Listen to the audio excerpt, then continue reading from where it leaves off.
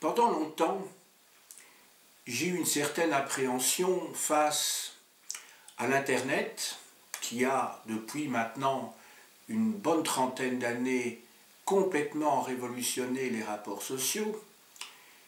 Et il m'a fallu très longtemps pour m'inscrire sur Facebook, qui était dénigré par beaucoup de mes amis. Ils m'ont dit comment peux-tu t'inscrire sur ce genre de réseau social, parce qu'ils avaient en tête essentiellement les ravages que Facebook peut, dans certains cas, avoir auprès des jeunes qui postent essentiellement des selfies, c'est-à-dire des images d'eux-mêmes, sans parler de toute une série d'informations ou de scoops ou de pseudo-scoops qui sont censés retenir l'attention de ceux qui ont le même âge qu'eux. Et puis, j'ai essayé.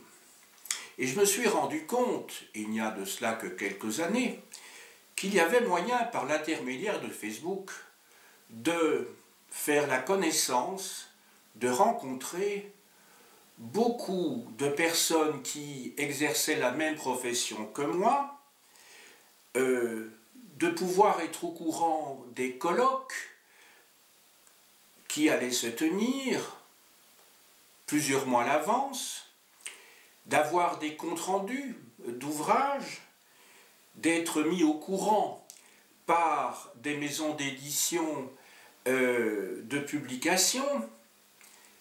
Et c'est ainsi que je me suis constitué un réseau de plusieurs centaines de correspondants travaillant dans le même secteur que moi, c'est-à-dire l'histoire des idées, à titre principal. Quel est l'ancêtre, en fait, en termes de concept, de l'Internet, qui allait promouvoir, en tout cas, ça a été souvent noté, une nouvelle société des connaissances. En fait, ce concept de réseau entre intellectuels, entre écrivains, entre amateurs, dans une spécialité donnée, remonte au milieu du XVe siècle, lorsque, d'ailleurs, un terme lui est appliqué, celui de res publica literaria. On remarque que le milieu du XVe siècle est l'époque où est inventée l'imprimerie. Donc on peut dire qu'il y a un lien étroit entre ce phénomène social entre intellectuels qu'est la création de cette République des lettres et d'autre part la naissance de l'imprimé. Ce terme va d'ailleurs être très rapidement relié du latin dans beaucoup d'autres langues européennes entre le XVIe et le XVIIIe siècle, autrement dit, pendant les temps modernes. En Allemagne, le terme res publica literaria est synonyme d'humanitas, c'est-à-dire de communauté de savants. Mais le terme de communauté de lettres, de république des lettres, est en fait un terme qui s'explique aisément. Pourquoi république des lettres?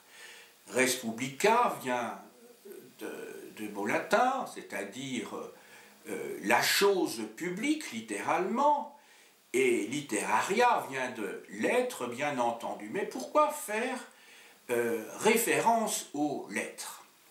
Eh bien, tout simplement parce que pour pouvoir accéder à cette époque-là, et au moins jusqu'au milieu du XVIIe siècle, en France, en Angleterre, et même bien souvent jusqu'à la fin du XVIIIe siècle en Allemagne, pour pour prendre connaissance donc des travaux des scientifiques, il faut connaître sinon le grec, au moins le latin. C'est vraiment le minimum minimorum. Il est indispensable de connaître le latin. N'oublions pas que c'est seulement en 1637 que René Descartes publie son discours de la méthode en français, mais les philosophes publiaient encore à cette époque-là en latin. Donc le latin, c'est donc bien une langue, et donc la connaissance des langues anciennes, entendons-nous bien, et donc de ce que l'on appelait les lettres, était indispensable pour avoir accès à un savoir scientifique, médical ou philosophique, par exemple. La République des lettres est un concept qui n'est pas lié à un État particulier, parce que le terme République, effectivement, pourrait laisser entendre pour le profane que le concept serait lié à un État, à une nation en particulier. Ce n'est pas le cas.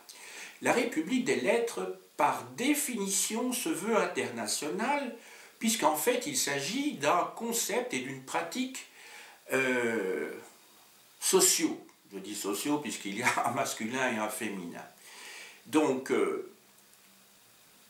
la raison de cette nécessité, c'est qu'il s'agit, pour ceux qui en sont membres, d'appartenir à un vaste réseau qui leur permet d'accéder rapidement, d'une part, à des informations et de pouvoir informer leurs correspondants. C'est ça, je dirais, la base de cette idée de la République des lettres.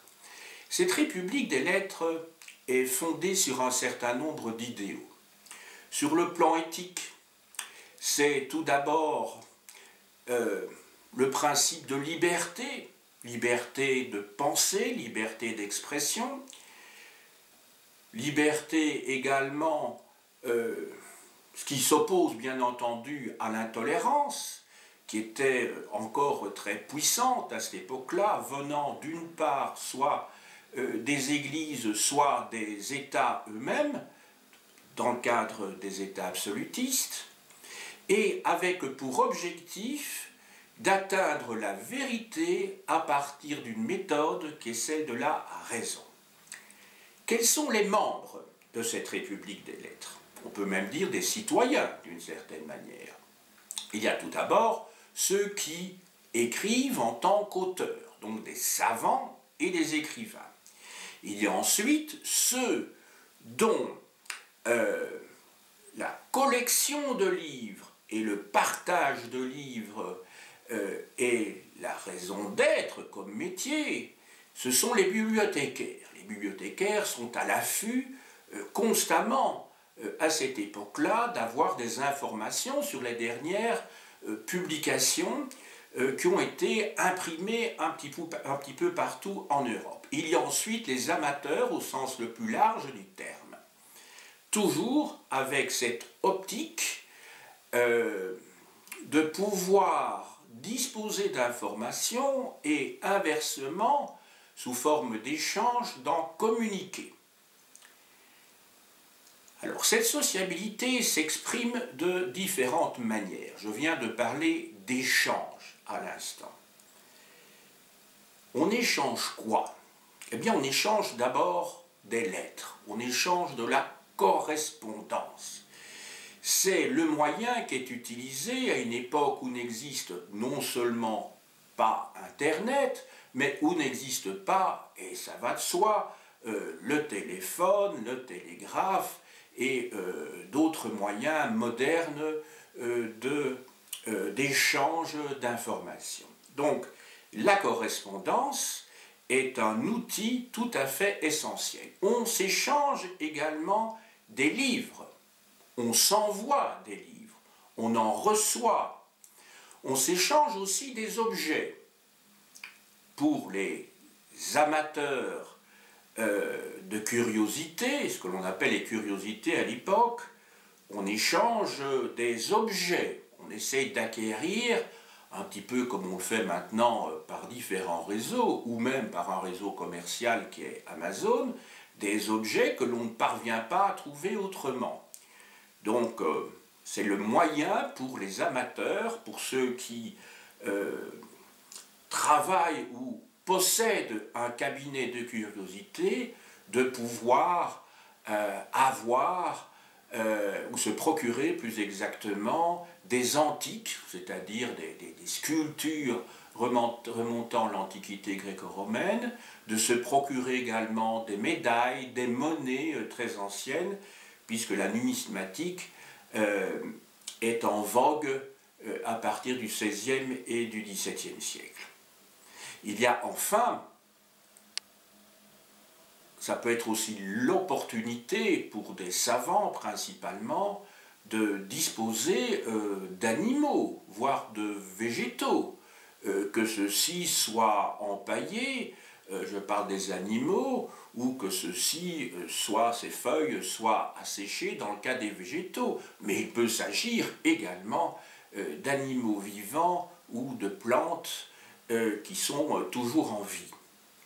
Voilà, donc on comprend que on retrouve dans ce système les prémices des échanges qui existent à l'heure actuelle et de ces réseaux modernes qui nous permettent de nous procurer à peu près tout sur n'importe quel sujet. Ce n'était pas le cas à l'époque, puisque ces échanges fonctionnent sur le principe de la rareté. Rareté, toutefois, que l'on essaye de réduire par ces liens.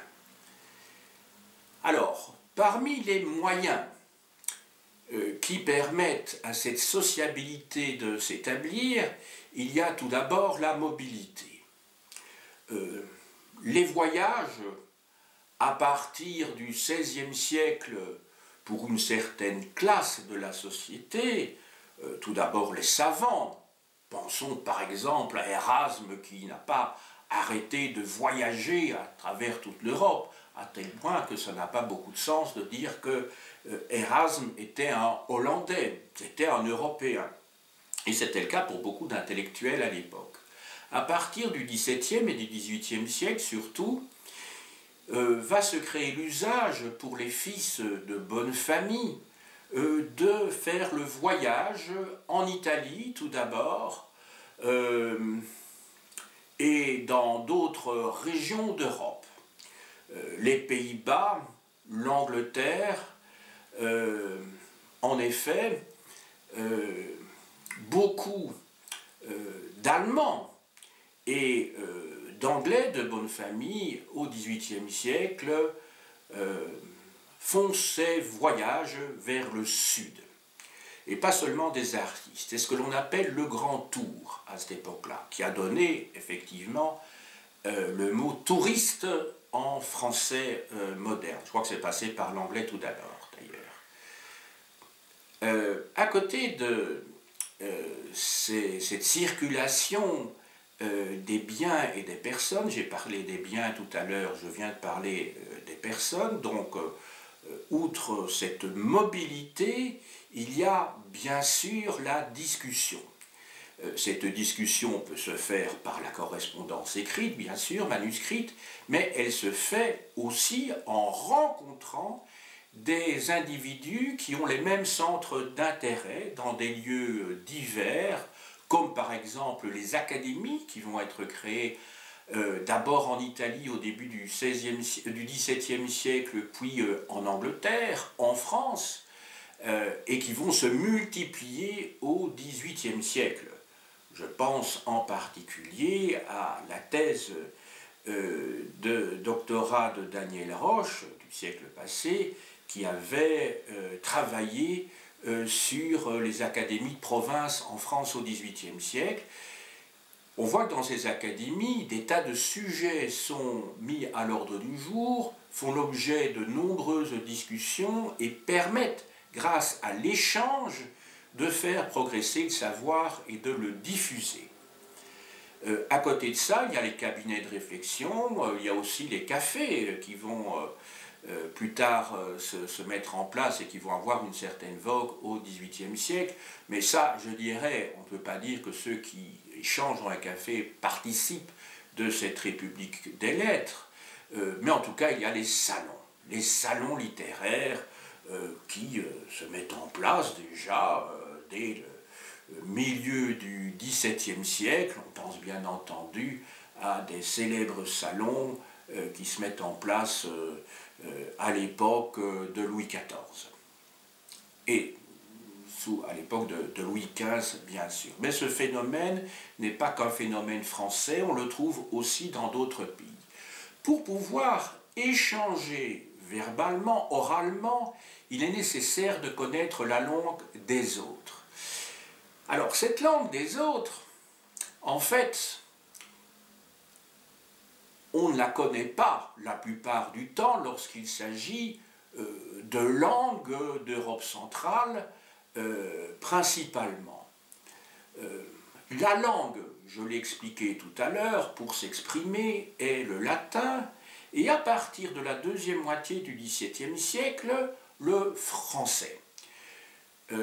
Précédemment, au XVIe siècle, c'était l'italien et l'espagnol qui étaient les lingua franca. À partir de l'époque de Louis XIV, c'est le français qui va devenir, au fond, la langue qui succède au latin et qui va devenir la langue obligée pour s'échanger des informations partout en Europe. On pense en particulier à la correspondance de Diderot avec Catherine II ou de Voltaire avec Frédéric II. Ces souverains s'exprimaient en français. D'ailleurs, le français est resté, jusqu'à une époque très récente, la langue de la diplomatie. C'était la langue de la noblesse. Pensez à la cour de Russie qui s'exprimait toujours en français au XIXe siècle, et le français était la seconde langue des tsars au XVIIIe et XIXe siècle, et au début du XXe siècle jusqu'à Nicolas II. Ceci nous éloigne un petit peu de la République des lettres, mais il est indispensable de comprendre quels étaient les supports linguistiques utilisés par les membres de cette République. Il y a ensuite, à côté d'une part des voyages et à côté des correspondances et à côté des discussions directes avec ceux qui possèdent des informations, avec lesquels on échange et qui participent du même réseau que vous ou des mêmes réseaux que vous, il y a bien sûr les médias de l'époque. Donc tout d'abord les journaux, parce que c'est au milieu du XVIIe siècle sont créés les premiers journaux en France. Je pense à la Gazette, bien entendu, de Théophraste Renaudot. Je pense au Journal des Savants. Je pense, la revue de l'Académie des inscriptions et belles-lettres, à partir de la deuxième moitié du XVIIIe siècle. Je pense également au Journal de Trévoux, qui était une publication régulière des jésuites. Ces différentes publications permettent d'être mis au courant rapidement de découvertes, d'inventions et d'être au courant des recherches qui sont menées dans différents secteurs comme la philologie ou comme l'histoire, dans le domaine de l'érudition surtout. Des comptes rendus sont publiés. C'est l'époque où on commence à publier des comptes rendus d'ouvrages. C'est l'époque aussi, depuis le XVIe siècle, où sont publiées des biographies d'écrivains, des bibliographies d'écrivains, et qui sont souvent rassemblées dans des recueils qui sont en fait des bio-bibliographies, où l'on trouve donc exposées les vies de savants, d'écrivains, mais aussi la liste de leurs ouvrages et de leurs publications, ce qui est extrêmement utile, en particulier pour les bibliothécaires qui travaillent au service d'un roi, d'un prince, de membres de la haute noblesse ou qui travaillent dans des institutions religieuses ou dans des académies, pour ne prendre que quelques exemples. Voilà, tout cela permet de diffuser progressivement les connaissances et de participer, en tout cas au XVIIIe siècle, à ce phénomène international qui est ce phénomène intellectuel qui est le mouvement des Lumières, qui avait été précédé dès la deuxième moitié du XVe siècle par l'humanisme qui lui-même avait mis en contact de nombreux savants. Philologues, historiens, scientifiques, médecins de tous bords. Maintenant, le tableau que je viens de vous présenter peut paraître d'une certaine manière idyllique.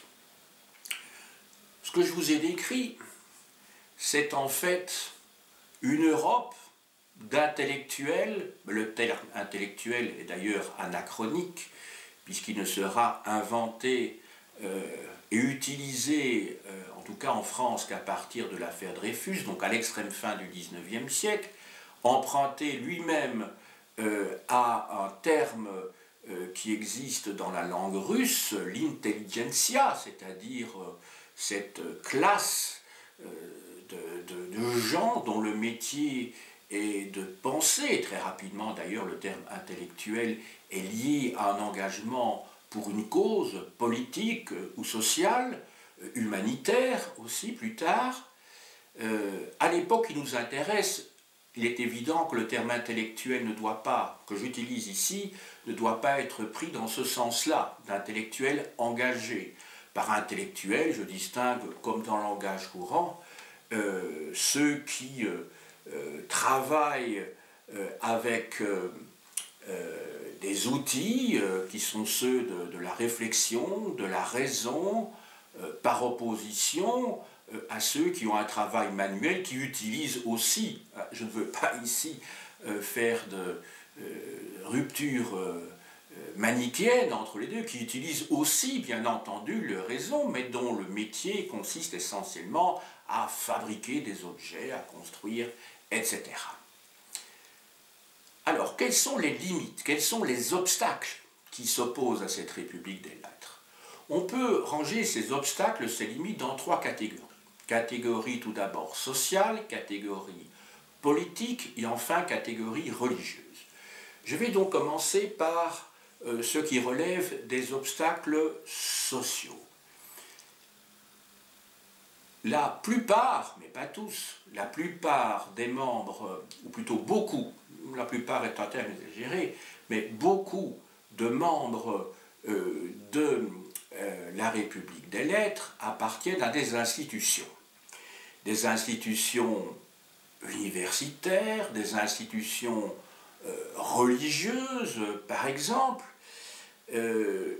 et par conséquent, il y a un certain nombre d'habitus, comme dirait Bourdieu, qui sont propres à ces milieux-là. D'ailleurs, Bourdieu écrit un ouvrage essentiel de ce point de vue-là, mais qui ne concerne que la sociologie des universitaires de la deuxième moitié du XXe siècle, ouvrage intitulé Homo Academicus.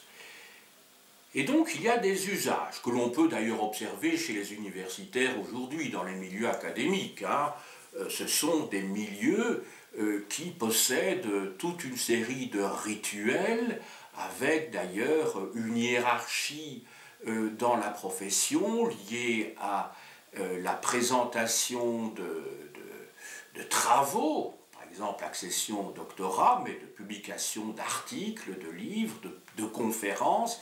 Il y a toute une série de choses qui, pour permettre d'avancer dans la carrière, sont indispensables et qui figurent donc dans les curricula vitae des postulants à un certain nombre de fonctions. Et très vite, lorsque l'on fréquente le milieu universitaire, on se rend compte qu'il y a toute une série d'usages, de formes de civilité particulières, qui varient parfois de pays à pays, parce que si l'on va dans les pays du Sud, par exemple en Italie ou par exemple au Portugal, des titres sont accordés aux professeurs qui ont l'air d'être tirés directement des titres que possédaient les hautes personnalités politiques du bas empire romain ou de l'époque byzantine. Donc des titres très emphatiques,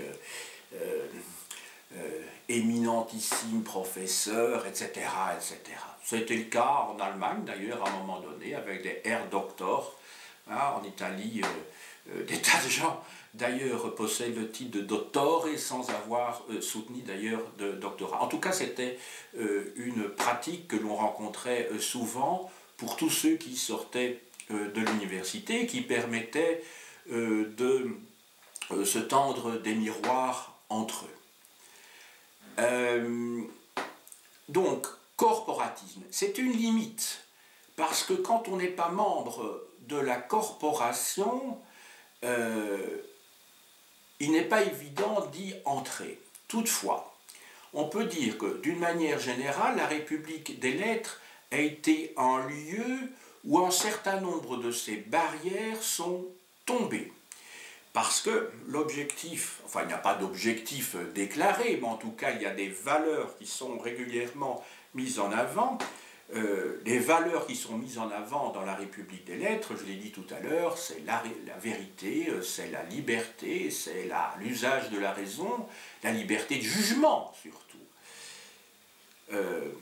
Et par conséquent, ça a été un élément qui a mis fin au sein de la République des lettres à une hiérarchie fondée sur la naissance, sur les titres que l'on pouvait posséder, titres de noblesse par exemple, ou titres ecclésiastiques, et qui a mis fin à cette forme de discrimination, si je puis dire, pour mettre en évidence une hiérarchie liée au mérite, qui est elle-même une nouvelle forme d'aristocratie. Donc il y a égalité entre des pairs, ce sont entre eux, si vous voulez, comme on disait à Sparte, des homoioi. Ils sont semblables, mais ils se distinguent du vulgus. À côté de cet obstacle sur le plan social, il y a également des obstacles sur le plan politique. Du XVIe au XVIIIe siècle, au temps moderne, en Europe, le système qui domine très très largement, c'est l'absolutisme, mis à part quelques rares républiques comme la République de Gênes ou la République de Venise, qui sont des républiques oligarchiques ou aristocratiques, ou l'exception de la Confédération helvétique.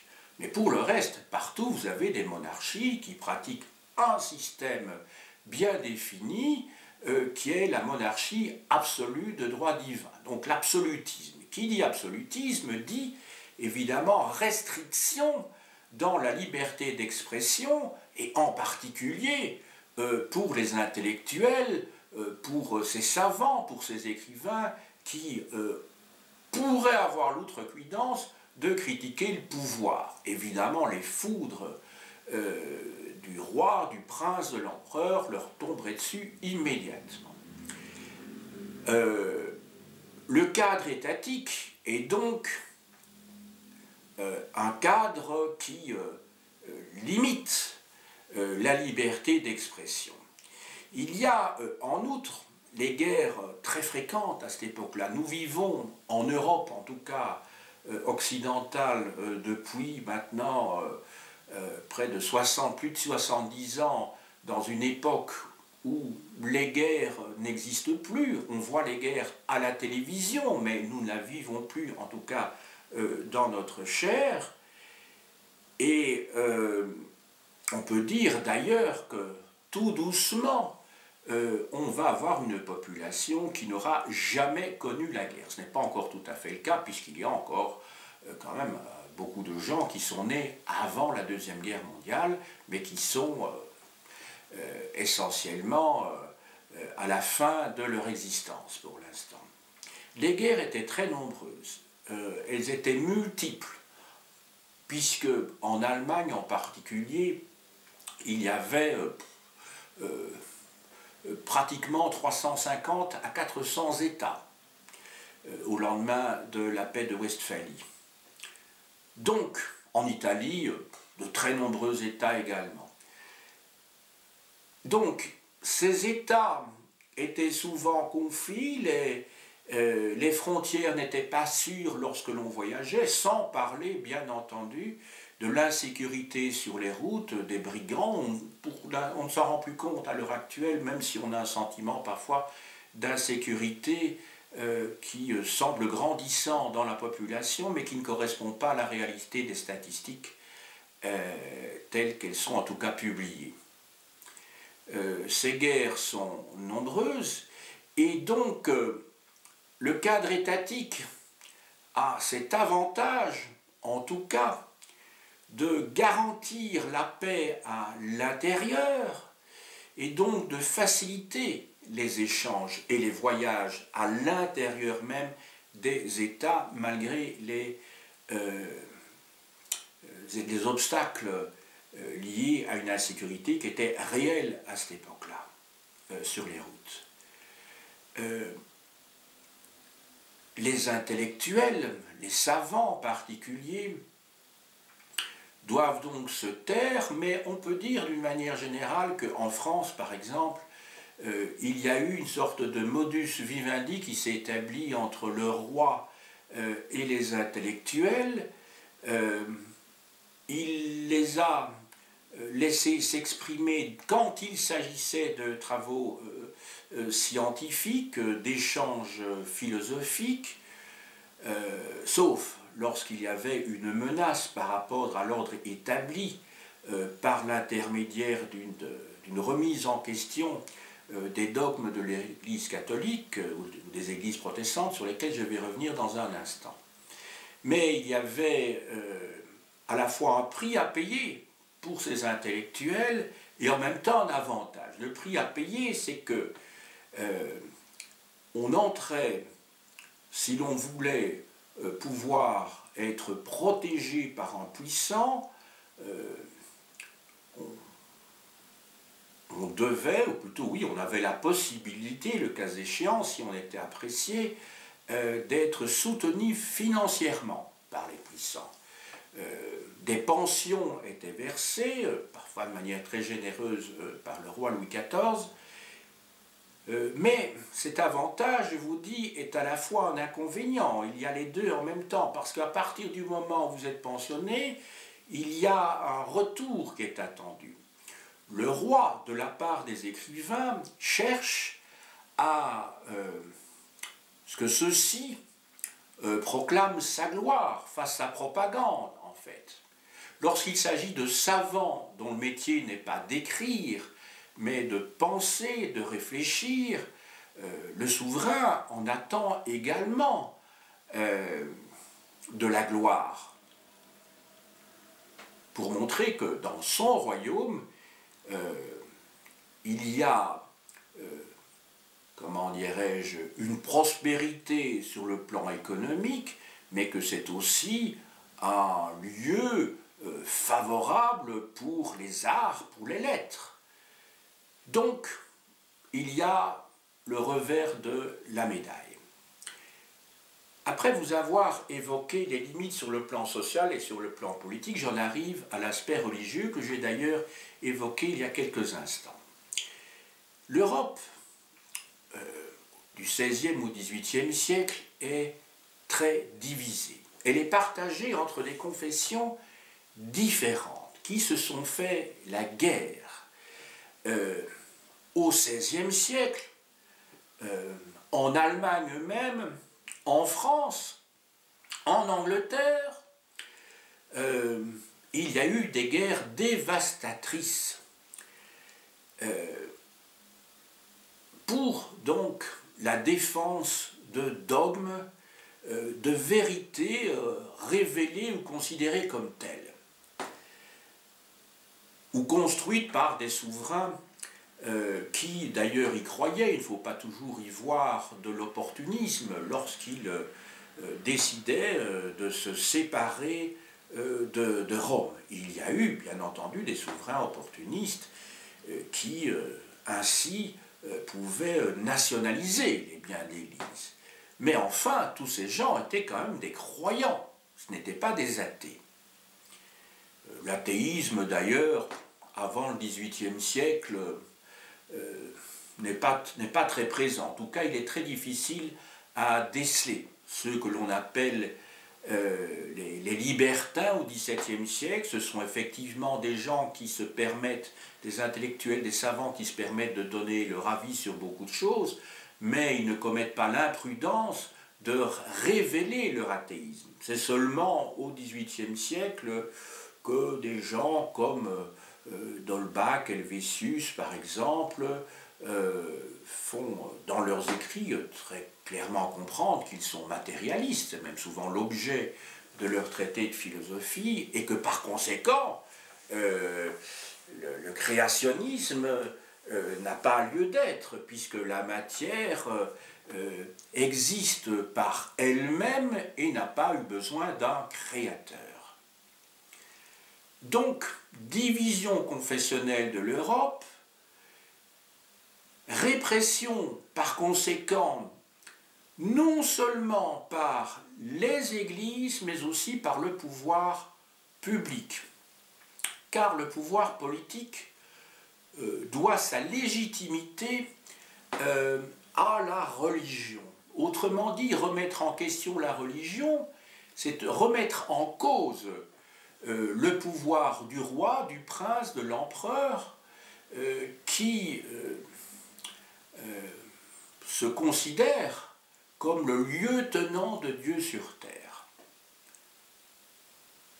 La censure existe donc, censure des livres, censure de toutes les formes d'écrit. Si l'on saisit votre correspondance et que l'on y trouve des allusions qui font penser que vous êtes un hérétique, je ne donne pas cher de votre peau. Vous allez être soumis à l'Inquisition dans les pays catholiques, donc être un intellectuel libre, membre de la République de lettres, c'est extrêmement difficile quand on habite en Espagne, en Italie, au Portugal, par exemple, dans le sud de l'Europe. Donc, censure, répression. Mais il existe, heureusement, des refuges.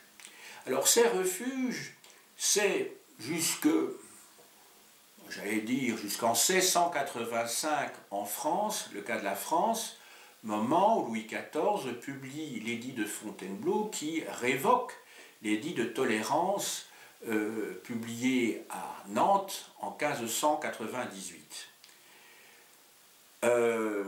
Mais à côté de la France, qui est un pays où on pouvait encore relativement considérer que le risque n'était pas trop important, quoique vous savez, dès l'époque de Richelieu, les choses deviennent extrêmement difficiles pour les protestants, en particulier depuis la grâce d'Alès de 1629, il y a l'Angleterre qui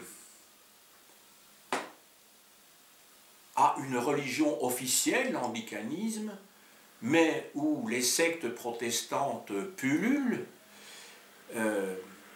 Certaines d'entre elles vont d'ailleurs être persécutées, ce qui est à l'origine de l'émigration vers la côte est de l'Amérique du Nord. C'est ainsi que des colonies ont été peuplées par des catholiques, par des puritains. Je fais référence, enfin bien entendu, au Maryland, à la Pennsylvanie, enfin toute une série de colonies de la côte est. Mais il y a surtout les Provinces-Unies. Les Provinces-Unies qui sont un territoire fédéral où, après des conflits extrêmement durs qui ont opposé les calvinistes entre eux au tout début du XVIIe siècle, les arminiens et les gomaristes, une relative tolérance a pu s'installer. Cette tolérance n'est pas complète, mais en tout cas, ça permet à beaucoup d'imprimeurs de publier dans ce pays-là. Je vous dis tolérance qui n'est pas parfaite, parce que pensez, alors là c'est dans le milieu israélite, à la condamnation de Spinoza en 1656 par ses coreligionnaires, en fait, parce qu'il sentait le soufre, très clairement. Et encore, ces ouvrages, pour la plupart, n'étaient pas encore publiés à cette date. Certains vont être publiés après sa mort. Spinoza qui proposait dans ses livres une vision du monde superposable à la divinité, ou plus exactement, la divinité étant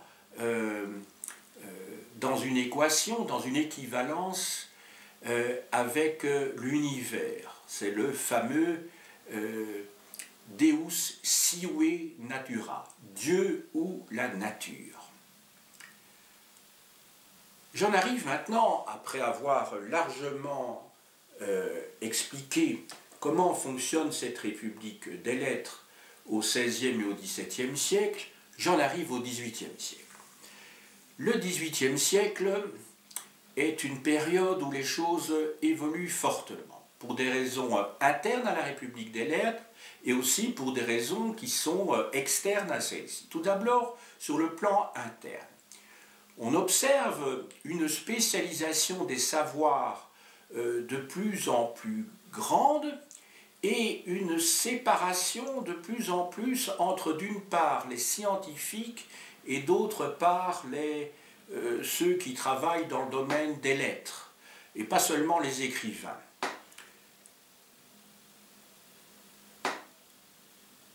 Entre ceux qui pratiquent ce que Pascal appelait l'esprit de géométrie et l'esprit de finesse. Cette séparation entre ces domaines du savoir ne sera pas sans conséquence, même si elle était inévitable, ne fût-ce que dans le cadre de la division du travail, dans un mode de production intellectuel qui s'adapte au mode de production économique. Mais aujourd'hui, la spécialisation est devenue telle qu'il est devenu rare de rencontrer des individus qui possèdent, comme ça avait été encore le cas, par exemple pour Pierre Bayle, une connaissance universelle. Aujourd'hui, lorsque vous faites des études à l'université, celle-ci ne vous donne que une base, un fondement pour, si vous vous intéressez à la recherche, pour poursuivre des enquêtes très pointues, à tel point qu'au sein même d'une discipline, les gens ne peuvent même plus, comment dirais-je, communiquer entre eux. On écrit, et j'en étais un acteur d'une certaine manière, de plus en plus pour quelques individus qui sur Terre travaillent sur le même objet. Et par conséquent, lorsque vous interrogez, vous voulez discuter avec un spécialiste de l'histoire contemporaine de découvertes relatives à la préhistoire, c'est comme si vous adressiez à n'importe qui dans la rue, il n'en sait pas plus que les autres la plupart du temps. Il ne faut pas croire que je caricature tellement. Ceci est triste et déplorable, mais est sans doute inévitable. Donc je crois qu'il est indispensable, dans le cadre de l'enseignement secondaire, de continuer à prodiguer un enseignement qui se rapproche de cet idéal d'humanité proposée par les humanistes dès le XVIe siècle, car le secondaire n'a pas pour fonction de vous spécialiser déjà dans une discipline. Et c'est bien dommage lorsque l'on propose souvent aux enfants, aux adolescents, déjà un choix de disciplines multiples qui est souvent, et presque toujours, déterminé par le milieu social dans lequel ils vivent. Si vous vivez en milieu ouvrier, inévitablement, ou presque toujours, pas toujours, mais enfin presque toujours, les parents vont vous diriger vers des filières techniques ou professionnelles. D'autant plus que vos amis participent d'une certaine culture familiale, utilisent le même langage que vous, et donc, en fait, la liberté de choix, on l'aura compris, n'est qu'un véritable mythe. On ne part pas égaux de la même manière dans la vie, et en disant ça, je ne fais qu'enfoncer des portes très très largement ouvertes. Et donc, c'est au XVIIIe siècle que les savoirs se spécialisent, et que par conséquent, cette République des lettres va avoir quelques difficultés à rester groupée. De plus en plus, la République des lettres va être la République de ceux qui pensent, mais qui ne sont pas des savants spécialisés, justement. Alors, je vous ai dit qu'à côté de cette évolution interne à la République des lettres, il y avait également des causes externes qui expliquent que son rôle n'a plus été un rôle de monopole quant à la réflexion, quant aux échanges, quant à l'usage de la raison.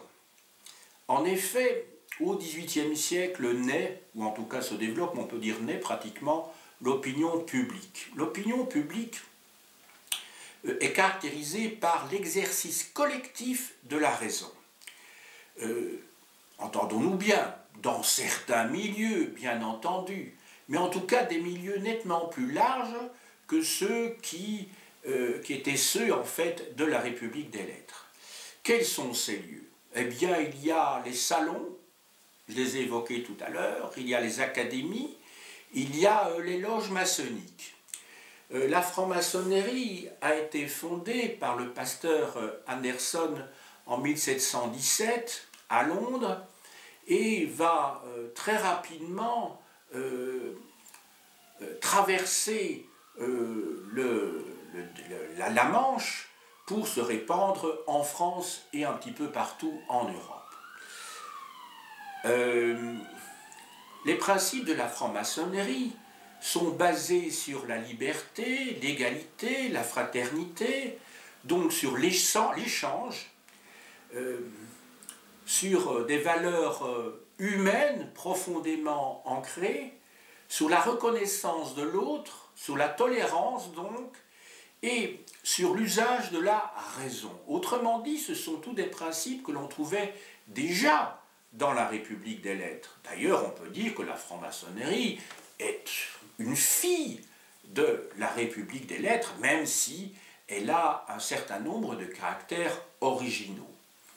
D'ailleurs, le symbolisme en maçonnerie a pour fonction de permettre à des individus qui viennent de milieux différents de se reconnaître par l'usage de rites communs, comment dirais-je, d'objets communs, de dits communs, de références communes qui laissent la liberté à chacun d'y mettre ce que l'on y veut dans le cadre des valeurs communes qui sont celles des loges.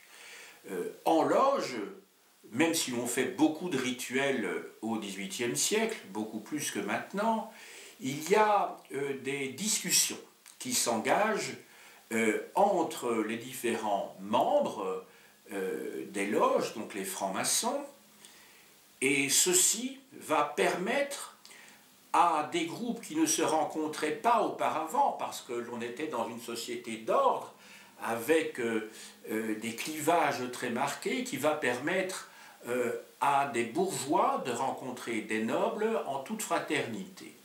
Fraternité, ceci dit, qui souvent se limite au temps de réunion.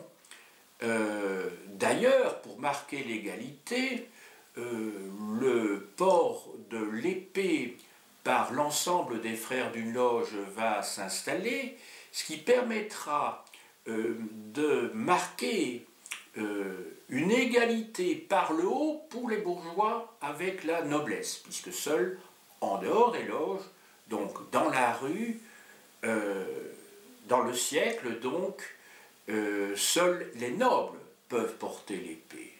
Ceci dit, on s'appelle mon frère dans les loges, mais en dehors des loges, des clivages réapparaissent, même s'ils sont certainement adoucis. Mais en tout cas, ça permet d'avoir des échanges d'idées dans les loges. Les lettrés, maintenant, ont un rôle qui s'affirme de plus en plus, en particulier à l'époque de ce que l'on appelle les philosophes, qui ne sont pas proprement pareil des philosophes, dans la mesure où ce ne sont pas des gens, en tout cas pour la très grande majorité d'entre eux, qui s'occupent de métaphysique, d'ontologie. Ce sont des gens qui, au fond, réfléchissent au fonctionnement de la société, comme Rousseau, comme Montesquieu, par exemple, qui diffusent les connaissances à partir d'une collection qui va connaître un très très grand succès à partir de 1751 jusqu'au milieu des années 60 et même au-delà, puisqu'il y a eu de nombreuses rééditions, complétées, revues. C'est d'Alembert d'une part, le mathématicien, et Diderot d'autre part, qui publie donc l'encyclopédie. Ces philosophes, entre guillemets, qui sont au fond des vulgarisateurs, des penseurs, qui, je ne voudrais pas être désobligeant à leur égard, parce qu'ils méritent bien plus que cela, ce sont des penseurs, mais ils sont un petit peu l'équivalent des intellectuels médiatiques d'aujourd'hui, même si ceux-ci souvent volent de plus en plus bas et méritent de moins en moins ce qualificatif d'intellectuel qui était né au moment de l'affaire Dreyfus, qui, jusqu'à l'époque de Sartre, renvoie à des centres d'intérêt universels, centres d'intérêt qui se spécialisent avec la formule d'intellectuel spécifique de Michel Foucault, qui travaille pour repenser la prison, voire la supprimer, à partir de son livre Surveiller et punir, et puis on arrive à ces intellectuels médiatiques aujourd'hui. Je ne vais pas citer des noms, mais je crois que tout le monde voit de qui il s'agit, enfin je peux le dire, hein, il s'agit bien entendu de Bernard-Henri Lévy, mais il y en a bien d'autres dans cette catégorie, comme Michel Onfray, entre autres.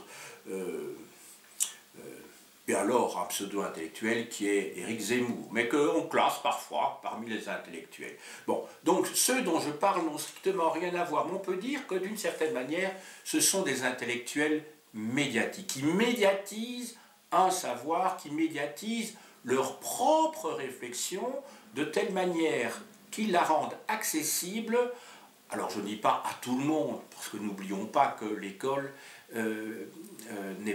l'école primaire n'est pas encore obligatoire, n'est pas encore, comment dirais-je, gratuite à cette époque-là. Il y aura des grands progrès sous la monarchie de Juillet, mais il faudra attendre, comme vous le savez, les lois de Jules Ferry en 1881-82 pour que finalement tout le monde, grâce à l'apprentissage de la lecture, de l'écriture, puisse avoir accès, je dirais, aux livres, ce qui ne veut pas dire avoir accès aux livres savants. Mais donc à l'époque qui nous intéresse, il y a encore beaucoup d'analphabètes, mais sinon d'analphabètes, en tout cas encore beaucoup d'illettrés. Surtout en France, en dessous de la ligne Saint-Malo-Genève, où le taux d'analphabétisme est très important. Voilà. je crois avoir fait le tour du sujet en essayant de comprendre dans quelle mesure la République des lettres s'inscrit dans l'histoire intellectuelle, mais aussi dans l'histoire politique, religieuse et sociale des temps modernes. Il me reste à vous montrer maintenant quelques livres que j'ai sortis de ma bibliothèque. Je m'excuse auparavant, je ne possède pas, bien que je l'ai eu en main, bien entendu, l'ouvrage de Anne Botz et Françoise Waquet, qui s'intitule « La République des lettres » et qui a été publié chez Belin, donc à Paris, en 1997. D'abord des ouvrages généraux sur l'histoire intellectuelle en rapport avec mon sujet. Alors, de Robert Mandrou, Histoire de la pensée européenne, tome 3 des humanistes aux hommes de science, 16e-17e siècle, dans la collection Point Histoire.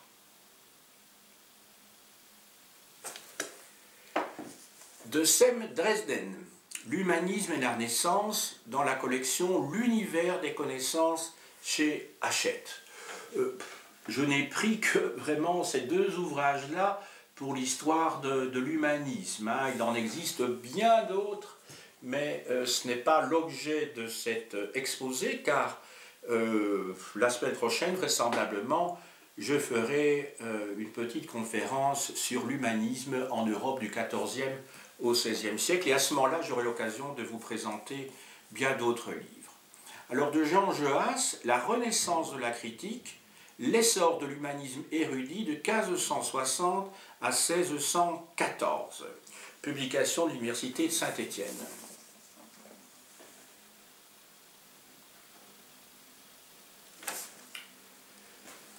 Alors, Alain Viala, Naissance de l'écrivain.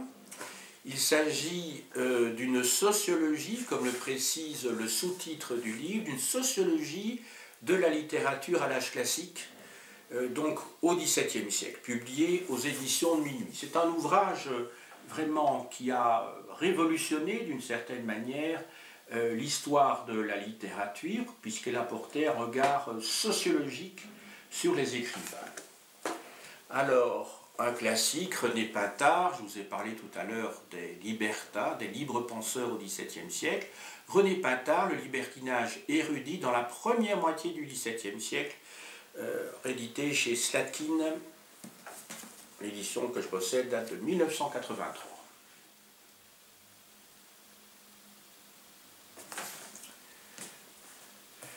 De Jean Roux, le XVIIe siècle, une révolution de la condition humaine, où l'auteur étudie toute une série d'auteurs qui s'inscrivent justement dans la République des lettres.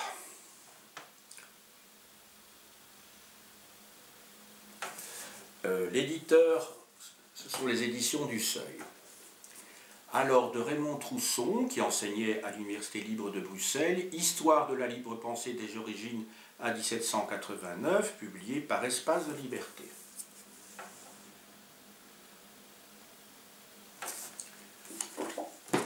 Alors, un classique, qui est évidemment un ouvrage indispensable pour aborder ce sujet, c'est un ouvrage qui a été publié il y a 3 ans, qui a pour auteur Marc Fumaroli, La République des lettres, dans la collection Bibliothèque des histoires chez Gallimard. Donc ça, c'est vraiment avec l'ouvrage de Hans Botz et de Françoise Waquet. Là, il s'agissait d'un ouvrage plus pédagogique. C'est vraiment l'ouvrage fondamental. Alors, de Christophe Pomian, collectionneur amateur et curieux, Paris-Venise, 16e-18e siècle. Même collection, même éditeur.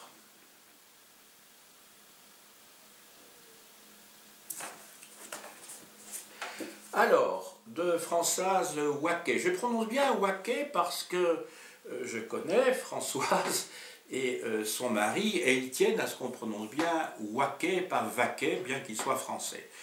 Le latin ou l'empire d'un signe, 16e, 20e siècle, chez Albin Michel. ou de l'importance du latin pendant ces 5 siècles.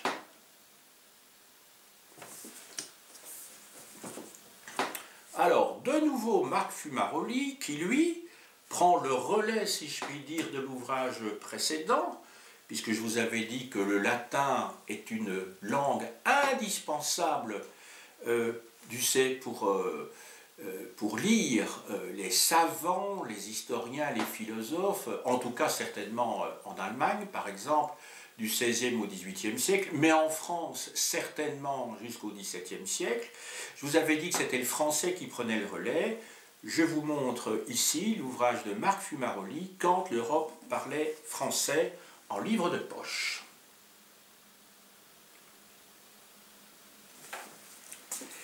Je vous ai parlé de la bibliographie, ou des bibliographies et des bio-bibliographies.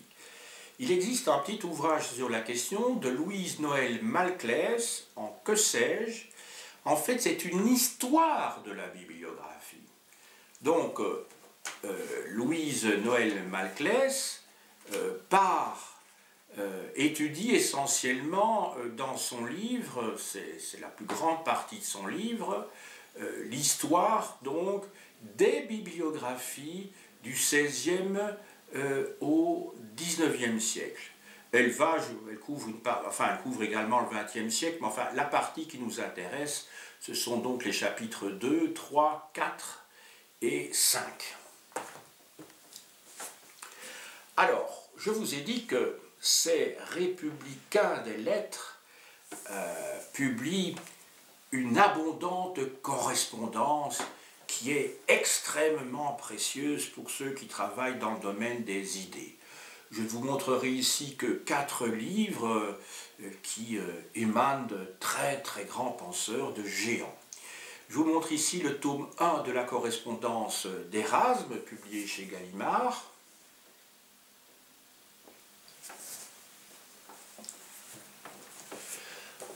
Ensuite, Descartes, correspondance avec Élisabeth et autres lettres, en Garnier-Flammarion.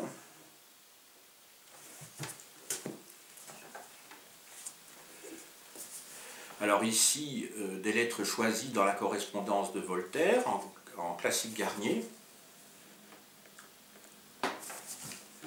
Et enfin, last but not least, pour la fin du XVIIIe siècle, enfin, disons la deuxième moitié du XVIIIe siècle, mais c'est surtout évidemment les 20 dernières années, les 30 dernières années qui nous intéressent par rapport à la production de cet immense philosophe. Alors là, vous voyez, il y a 900 pages, la correspondance d'Emmanuel Kant, publiée dans la Bibliothèque de philosophie aux éditions Gallimard.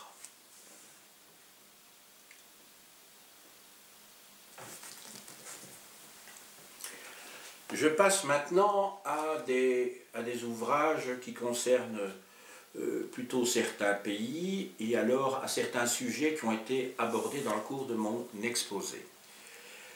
De Daniel Roche, Les Républicains des lettres, Gens de culture et lumière au XVIIIe siècle, chez Fayard. Donc je vous ai dit tout à l'heure qu'il y avait 2 ouvrages très importants sur le sujet.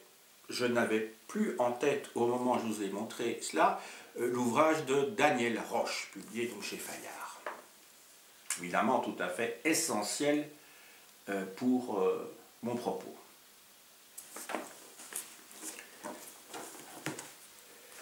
Alors, la thèse de Françoise Waquet, le modèle français, l'Italie savante, c'est 160-1750, publié par l'École française de Rome.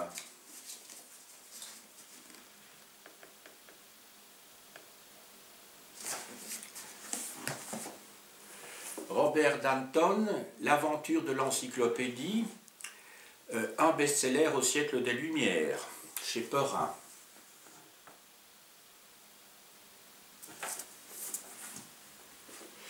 Alors en italien, de Luigi Marino, I maestri della Germania, Göttingen, 1770-1820, publié dans la petite bibliothèque Einaudi, donc Piccola Biblioteca Einaudi. Voilà, en fait, ça concerne cette révolution sur le plan universitaire qui se produit à Göttingen. Donc pendant ces 50 ans-là, Göttingen a été vraiment un creuset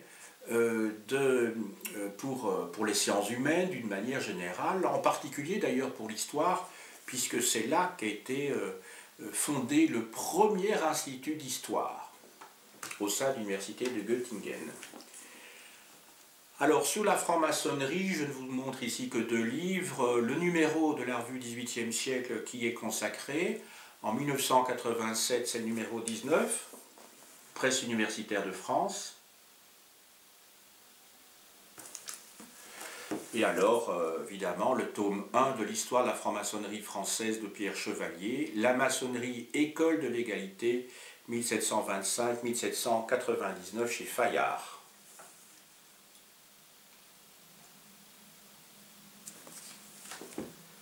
Alors, Dorest Ranum, que j'ai bien connu, professeur aux États-Unis, grand professeur aux États-Unis, qui a publié au début des années 1980 un ouvrage intitulé « Artisans de gloire, écrivains et pensée historique dans le XVIIe siècle en France ». C'est un ouvrage publié en anglais par l'université de Chapel Hill. Et donc, dans cet ouvrage, il est question d'auteurs qui n'étaient pas libres d'écrire comme ils le voulaient. Ils étaient stipendiés, ils étaient pensionnés par le roi de France, et par conséquent, ils ne répondent pas à la définition que j'ai pu vous donner de la République des lettres.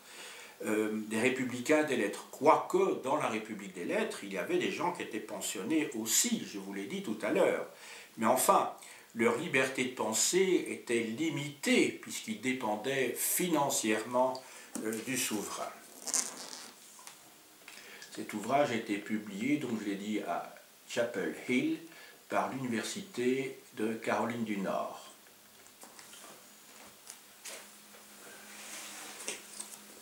Alors, maintenant, un ouvrage de Georges Minois, Censure et culture sous l'Ancien Régime, chez Fayard.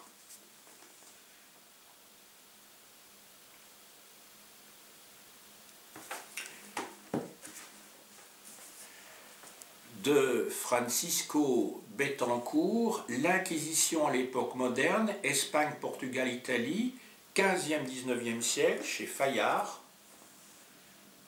Je vous ai évoqué tout à l'heure le rôle de l'Inquisition, l'importance... Ah oui, je ne vous ai pas parlé de l'index, qui était en fait une liste des livres interdits.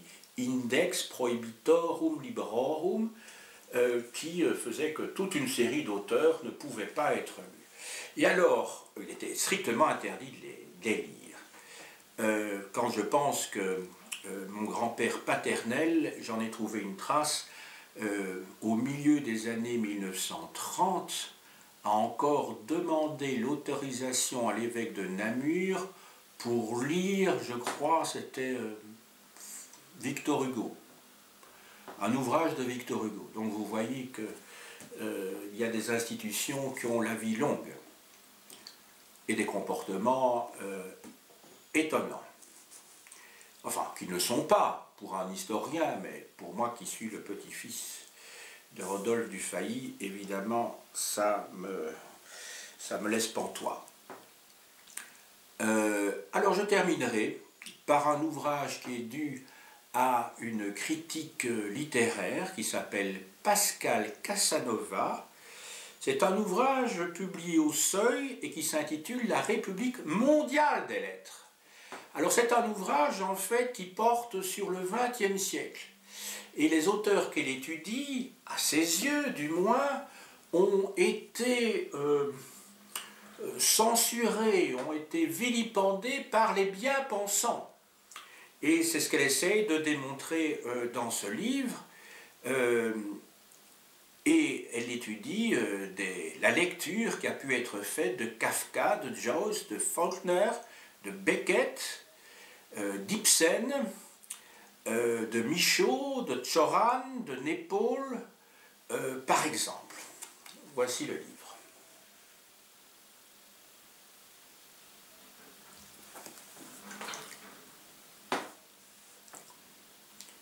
J'ai dit